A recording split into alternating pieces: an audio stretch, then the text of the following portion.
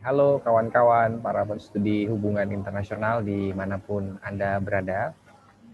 Kita berjumpa di pertemuan yang perdana kali ini di channel yang kami beri nama Insight of International Relations, di mana channel ini adalah channel milik program studi S1 Hubungan Internasional Universitas Amikom Yogyakarta.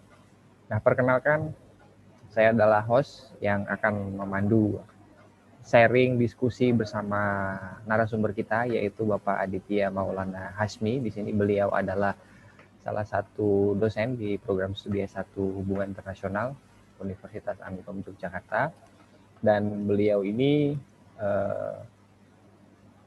punya riset interest kebetulan di Peace and Conflict Studies, ya, dan beliau sendiri adalah alumni dari University of Liverpool. Nah, ini saya kira kepakaran beliau sudah tidak diragukan lagi. Nah, izinkan saya untuk menyapa beliau. Apa kabar Pak Adit?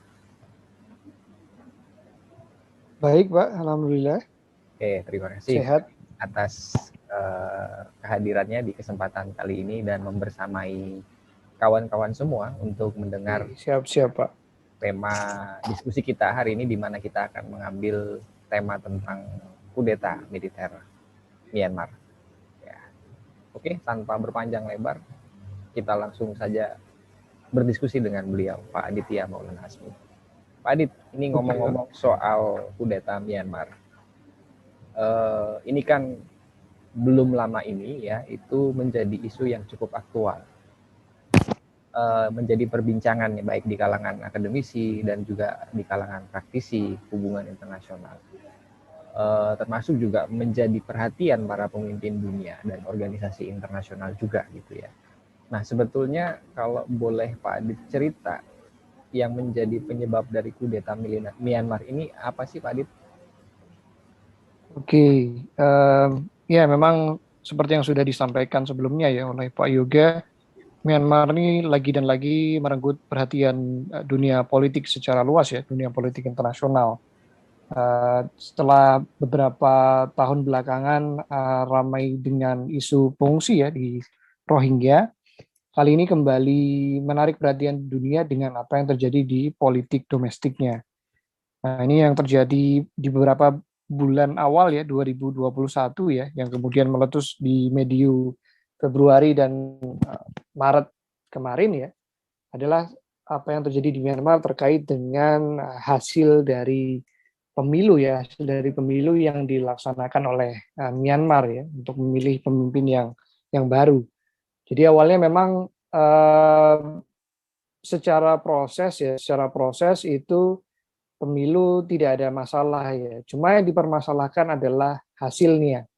Ya, hasil pemilu yang dianggap tidak sah, dianggap tidak sesuai dengan konstituen, lalu ini yang menarik juga tetap dipaksakan begitu di saat kondisi sedang dilanda pandemi COVID-19 ya, sehingga akhirnya membuat hasil pemilu kemudian ditolak dan dianggap tidak legian.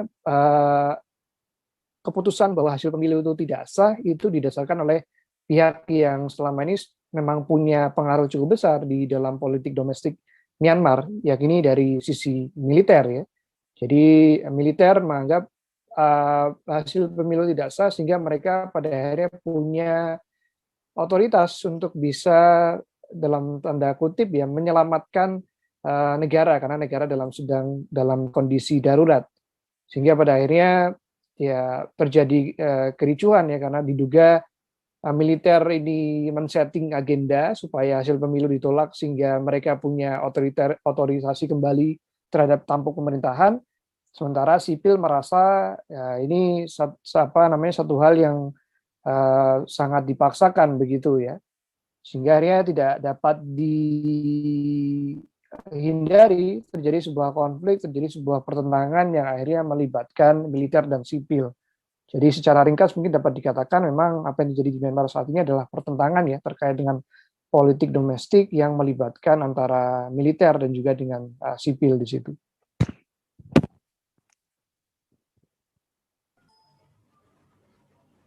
Oke, baik Pak Adit. Tapi kira-kira ini menurut Pak Adit, dengan intervensi militer kepada hasil pemilu di Myanmar, itu mengancam demokrasi atau bagaimana nih menurut pandangannya Pak Adit? Oke, kaitannya dengan mengancam demokrasi ini sebenarnya kita bisa melihat ya, kita bisa melihat dari bagaimana dinamika yang ada di politik domestik di Myanmar itu sendiri ya. Karena Myanmar sebenarnya ini sudah dalam proses transisi ya, proses transisi menuju demokrasi. Berangkat dari dulu mereka sangat didominasi oleh namanya junta militer ya, yang mengatur segala hal termasuk di soal politik domestik. Jadi memang awalnya militer ya yang berkuasa dengan segala macam prosesnya ya, karena memang dari kisah dahulu ya, dari sejarahnya militer yang paling berjasa nih untuk bisa melepaskan Myanmar dari belenggu penjajah ya. Dalam waktu itu penjajahnya adalah Inggris dengan tentara mereka yang kerap disebut sebagai Tatmadaw ya. Mereka berjasa untuk mengusir penjajah sehingga militer diagung-agungkan sebagai mereka yang mampu mengurus proses politik domestik.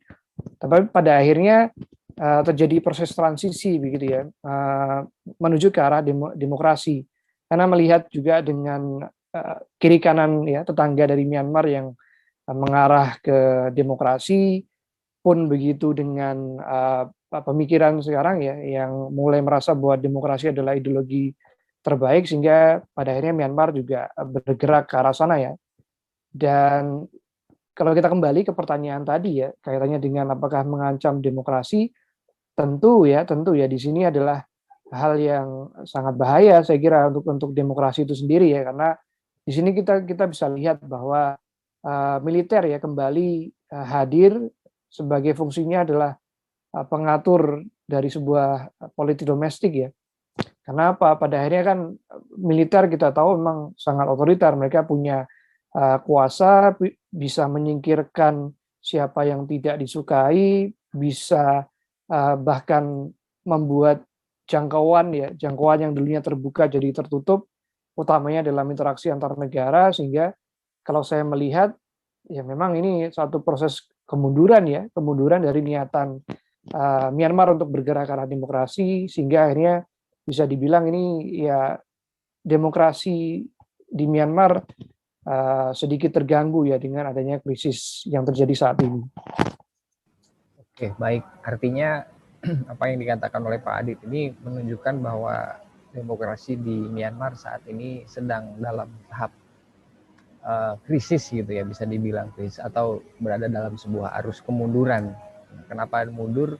Karena memang dari cerita dari Pak Adit ini selama kurang lebih 10 tahun terakhir sepertinya masyarakat Myanmar itu sudah menikmati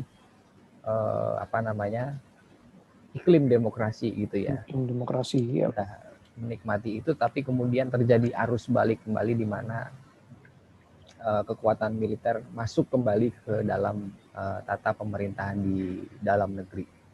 Oke, baik, ini menarik sekali Pak Adit ya, karena memang tadi juga disampaikan bahwa demokrasi di Myanmar atau dalam konteks regional di Asia Tenggara itu kan dilihat dari negara tetangga juga cukup sudah relatif baik ya, artinya transisi demokrasi yang terjadi di masa lalu itu sudah berkembang dengan baik, tapi dengan adanya kudeta militer di Myanmar ini menjadi masalah baru gitu ya bagi demokrasi di kawasan.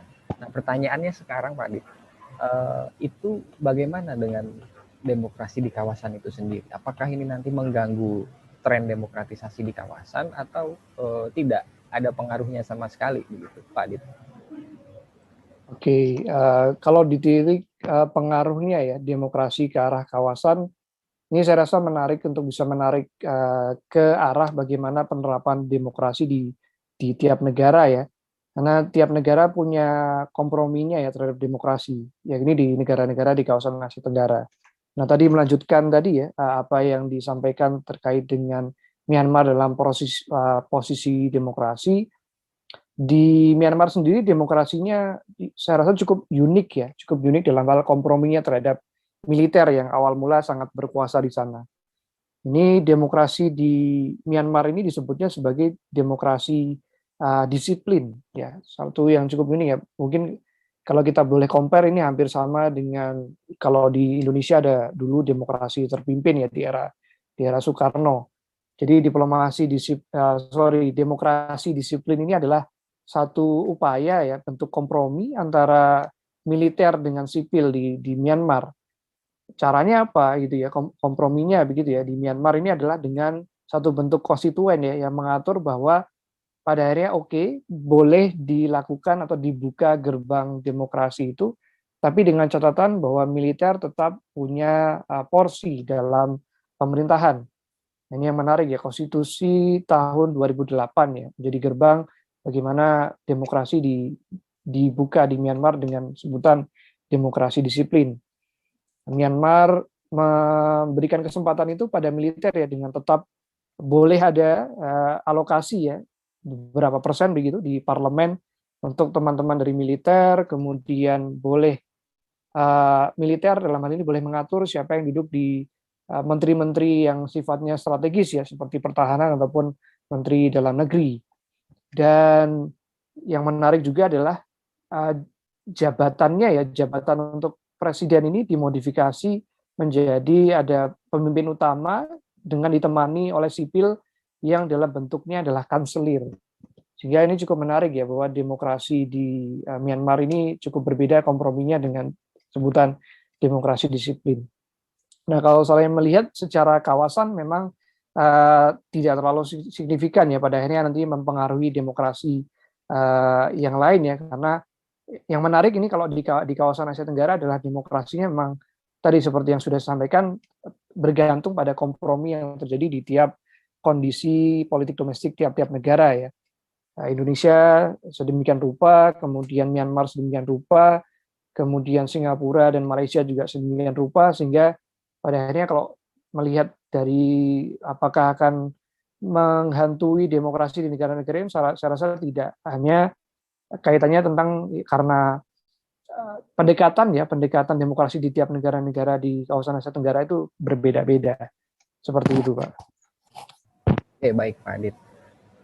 Ini unik ya kalau kata Pak Adit, demokrasi di Myanmar itu sangat unik dan sangat berbeda kalau dibandingkan dengan negara-negara di kawasan yang lainnya di Asia Tenggara tentu saja.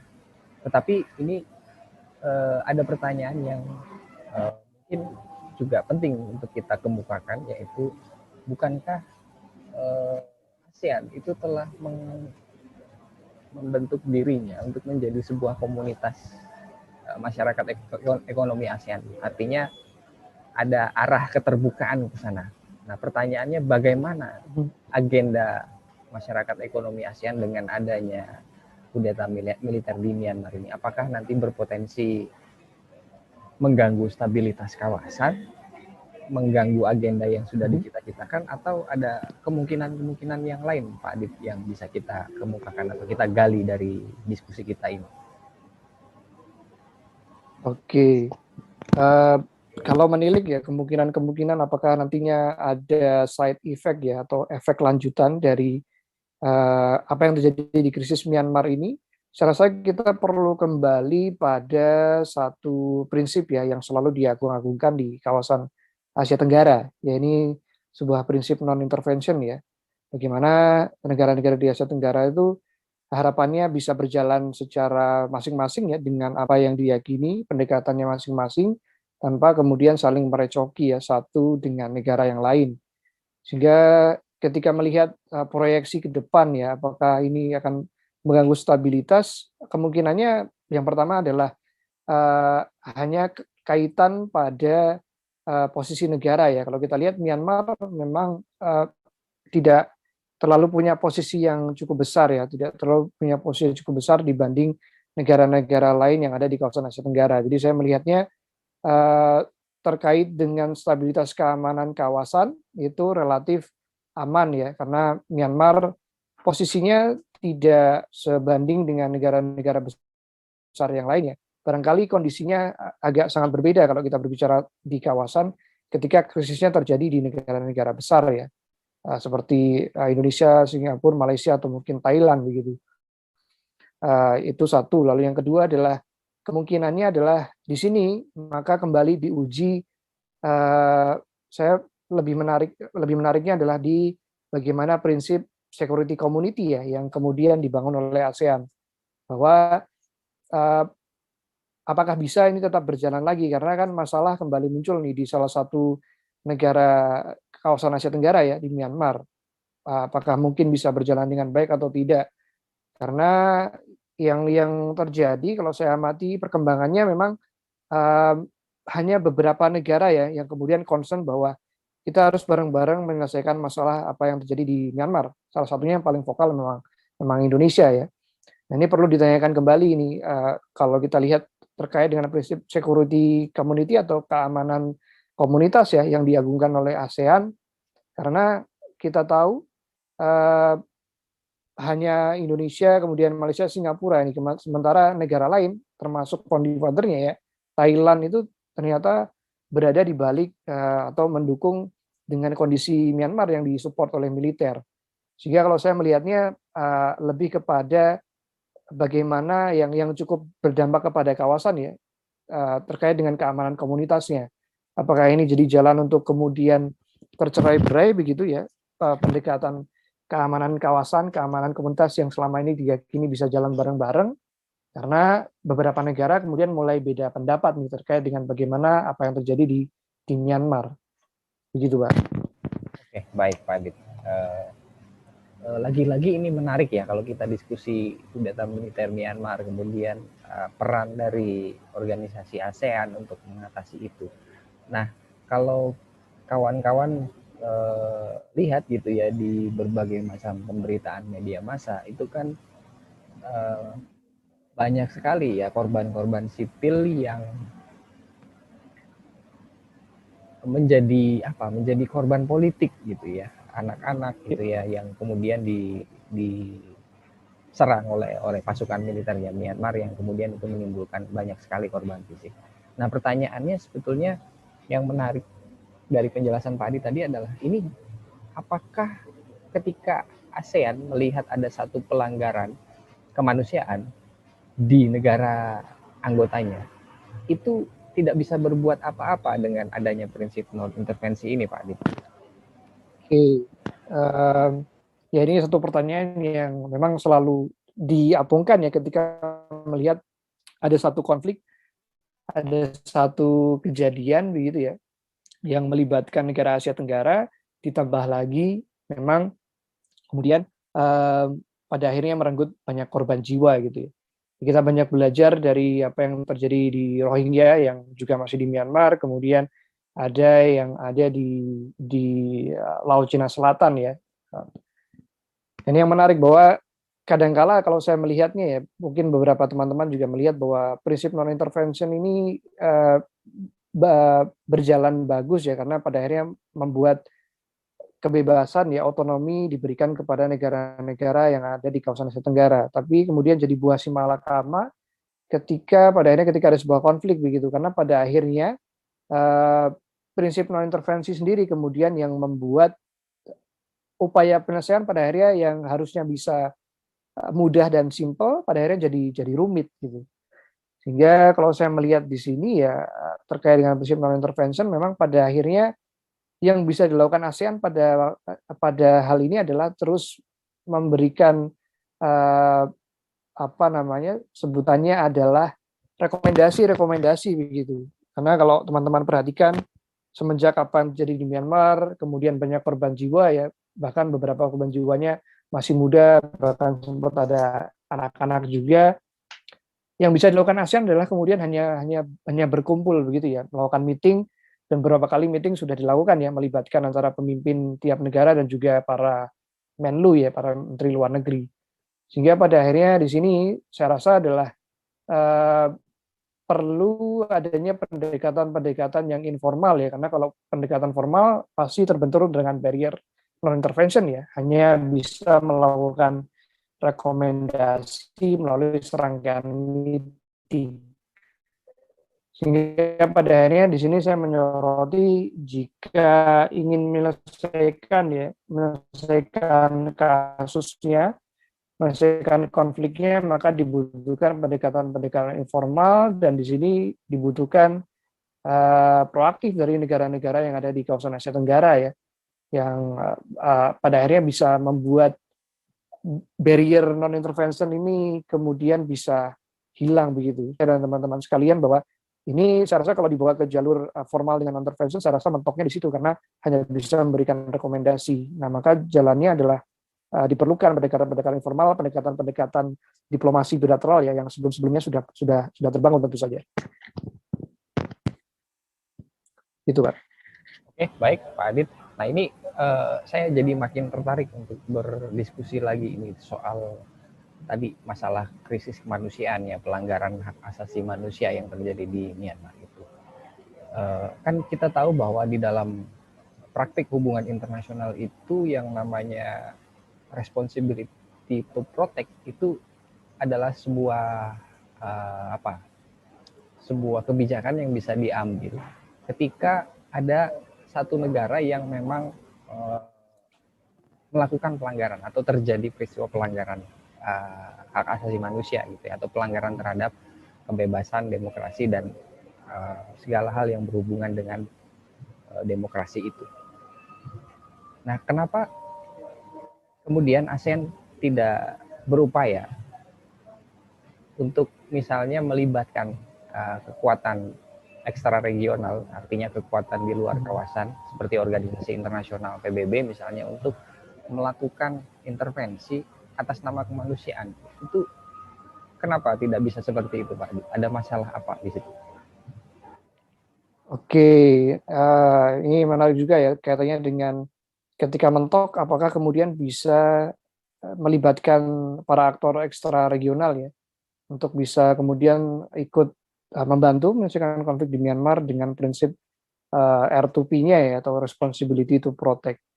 Oke, ya, kaitannya ini menarik bahwa pada akhirnya ini adalah berbicara tentang kepentingan ya. Memang pada akhirnya kemanusiaan dianggap sebagai jalan yang paling dianggap bisa ya untuk menyelesaikan apa yang terjadi di politik domestiknya Myanmar.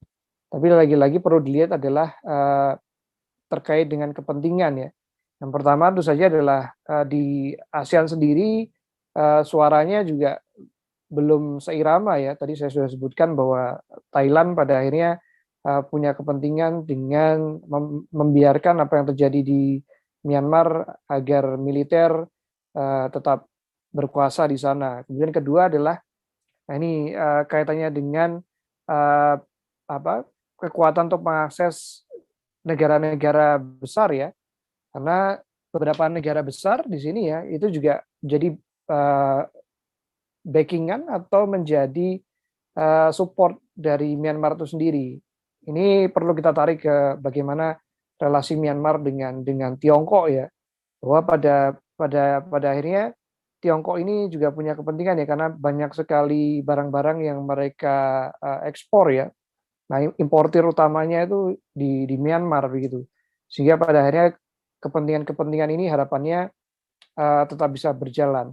Dan perlu diketahui bahwa ketika kasus ini pada akhirnya perlu diintervensi kemanusiaan adalah ketika negara-negara besar ya, terutama yang seperti Tiongkok, kemudian ada Thailand, kemudian banyak negara-negara lain, itu sudah mengapungkan kasusnya ke ranah kasus global gitu.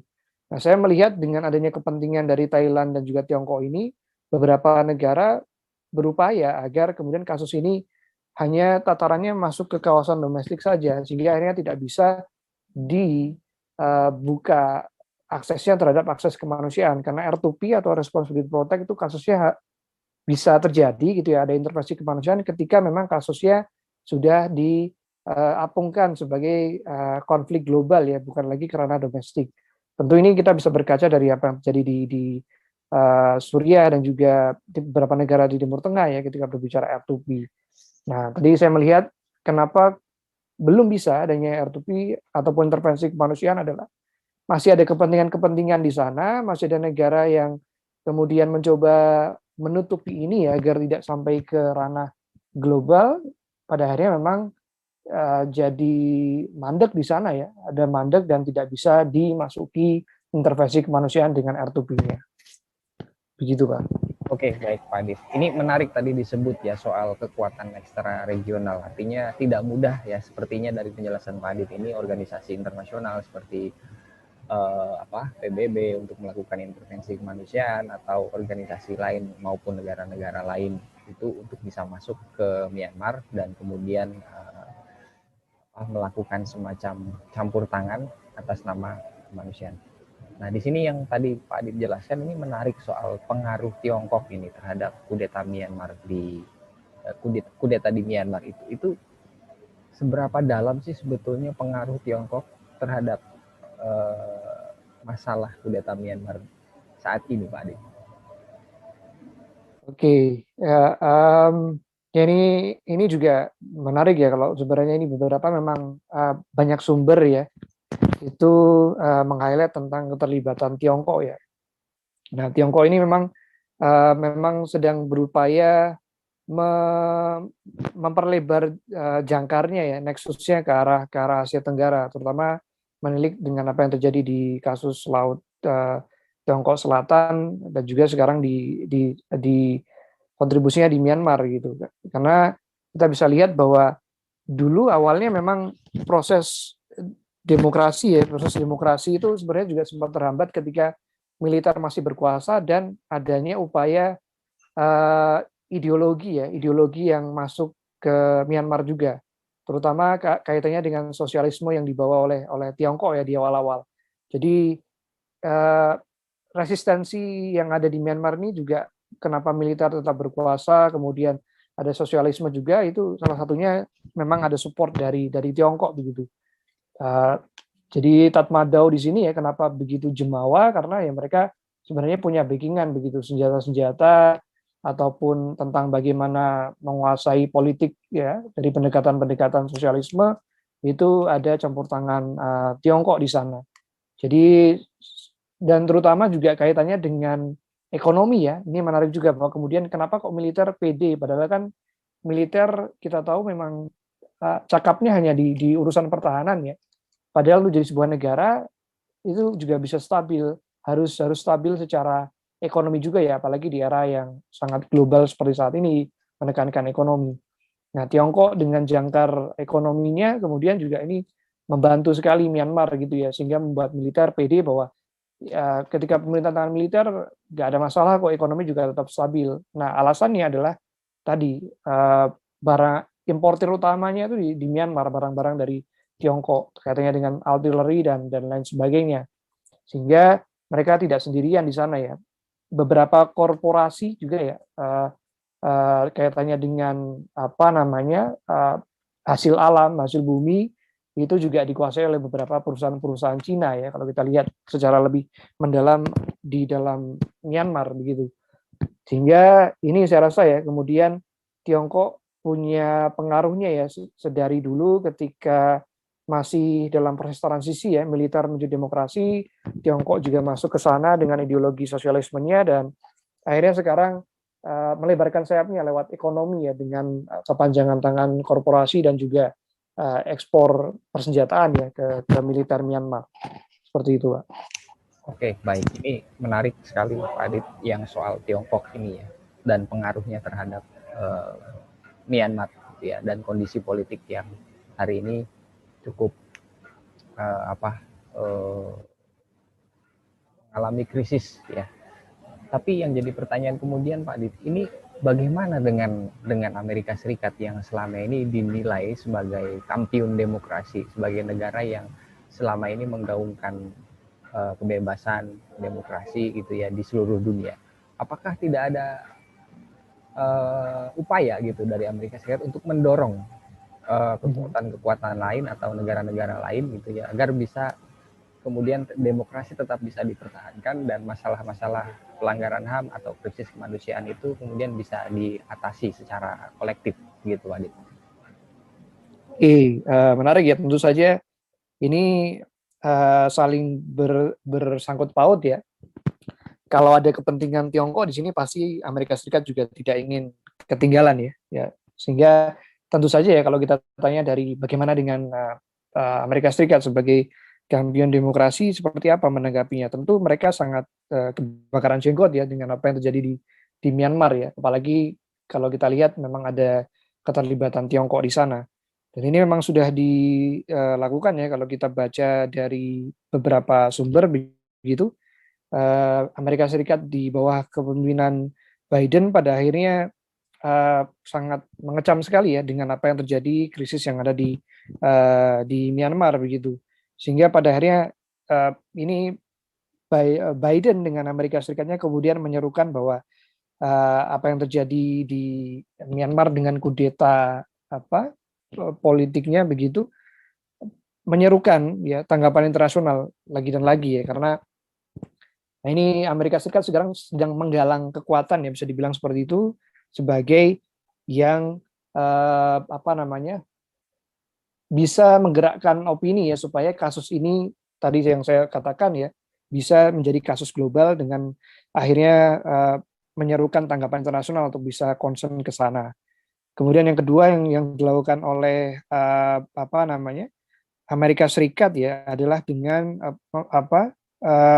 mereka tampaknya akan hadir ini Pak Yoga dan teman-teman sekalian ya, bahwa setelah sebelumnya Myanmar memang tidak terlalu diperhatikan ya oleh Amerika Serikat ya sebagai negara yang potensial di Asia Tenggara, karena kita tahu Amerika Serikat hanya menilai Indonesia, Filipina ya sebagai dua besar yang mereka bisa ajak untuk kerjasama di kawasan Asia Tenggara begitu. Nah ini menarik bahwa sekarang mulai ada ya keterlibatan kehadiran Amerika Serikat. Salah satunya adalah dengan menyerukan ke yang ada di Myanmar untuk bisa dikembalikan lagi ke ranah demokrasi dan mendukung pembebasan Aung San Suu Kyi.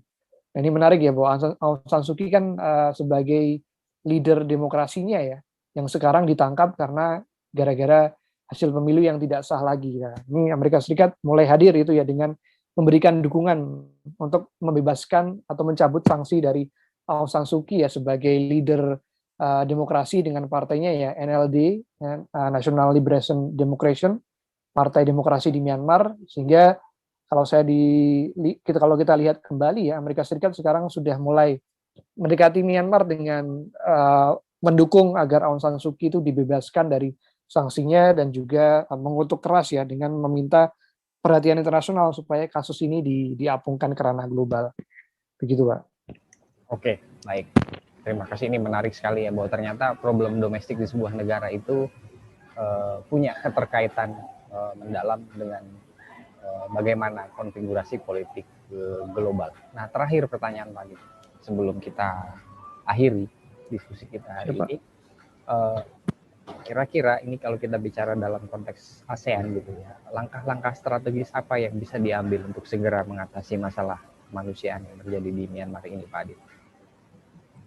Oke, ketika ditanya langkah strategis ya untuk bisa menyelesaikan masalah ini, dari pembacaan saya ini adalah kembali lagi dan lagi perlu adanya pendekatan informal ya, pendekatan informal yang dibangun dari diplomasi yang sudah dipupuk sejak lama gitu. Maka kalau kita melihat pendekatan informal inilah waktunya Indonesia ya untuk bisa tampil sebagai yang utama ya, sebagai negara besar, salah satu founding father ASEAN. Nah, Indonesia sebenarnya punya potensi ini ya, karena kita tahu di kasus sebelumnya ya, di kasus Rohingya, Indonesia dengan delegasinya ya Bu Menlu dengan Kementerian Luar Negeri ya, Bu Retno punya akses untuk bisa hadir, bahkan beberapa juga sempat memberikan bantuan untuk Rohingya. Nah, saya rasa hal yang sama juga bisa dilakukan di kasus krisis Myanmar dengan intrik militer versus sipil ini ya. Karena kemarin kalau kita baca satu-satunya yang diberikan akses itu adalah Indonesia ya, bisa ketemu dengan pimpinan sipil yang saat ini menjadi caretaker ya, atau yang sementara menggantikan Aung San Suu Kyi, kemudian juga diterima juga di kelompok sipil yang ada di Myanmar. Sehingga kalau saya melihat pendekatan yang pas untuk bisa menyelesaikan masalah ini adalah dengan tentu pendekatan informal ya, dengan melibatkan mereka-mereka yang sudah membangun diplomasi sejak lama dengan Myanmar.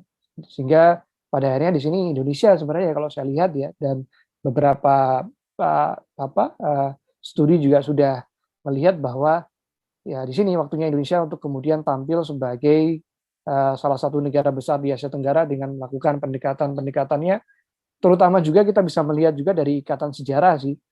Myanmar itu juga punya kedekatan yang dekat dari Indonesia karena Myanmar belajar dari Indonesia tentang bagaimana transisi demokrasi gitu ya.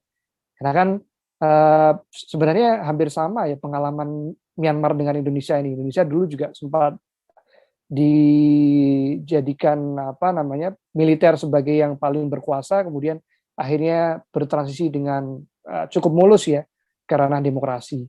Sehingga akhirnya Indonesia saya rasa juga punya peluang di sana ya dengan pengalaman-pengalaman yang ada dan juga pendekatan informal dari diplomasi yang selama ini sudah dibangun secara bilateral. Begitu, Pak. Oke, baik Pak Adit. Artinya kalau boleh saya tangkap, masalah Myanmar ini tidak bisa diselesaikan melalui pendekatan institusionalis ya, artinya dalam konteks ASEAN, tetapi membutuhkan pendekatan yang bilateral gitu ya. Mungkin Indonesia menjadi salah satu negara yang bisa tampil untuk segera mengambil peran-peran yang penting demi menyelamatkan masalah kemanusiaan yang ada di Myanmar. Oke, baik. Terima kasih Pak Adit. Ini diskusinya luar biasa. Mudah-mudahan bermanfaat untuk para studi hubungan internasional dimanapun Anda berada. Gitu ya. Kita akan ketemu lagi di tema-tema diskusi berikutnya. Dan sampai jumpa. Terima kasih.